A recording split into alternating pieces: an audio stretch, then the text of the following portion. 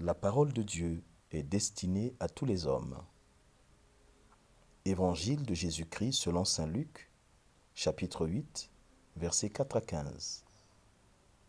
Frères et sœurs, il est fort curieux de constater l'insouciance apparente du sémeur de la parabole, car sa semence atterrit aussi sur plusieurs terrains inappropriés.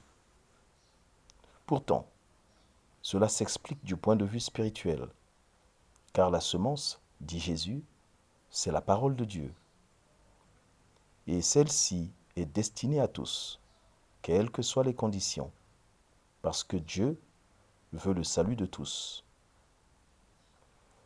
C'est dire que même si certains cœurs sont moins préparés et sont rapidement propices à la manipulation du malin, Dieu ne se lasse pas de frapper à leur porte.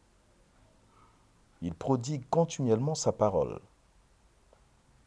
Parmi ces cœurs, il y en a de bonnes qui sont comparables à la terre fertile, c'est-à-dire toujours disponibles et fidèles à Dieu. Dans ce cas, les fruits sont simplement éclatants, je dirais même claquants, et mieux encore, lumineux. Quelle action pour aujourd'hui? Prendre conscience que la parole de Dieu visite tout le monde, sans exception. Bord du chemin, pierre, ronces, bonne terre.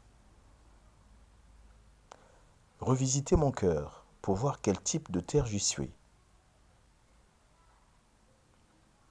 Examiner mes fruits. Suis-je de l'ivraie? Suis-je un piment, une fleur, du blé, du moringa? Notre prière.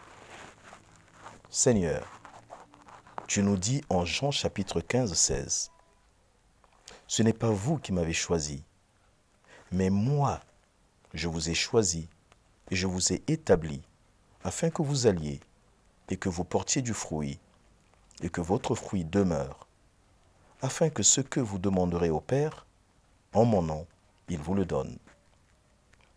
Alors, Seigneur, fais de moi une bonne terre et donne-moi de produire les fruits que tu attends de moi. »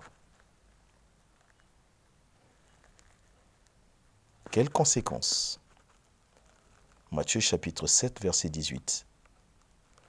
Un arbre bon ne peut porter de mauvais fruits.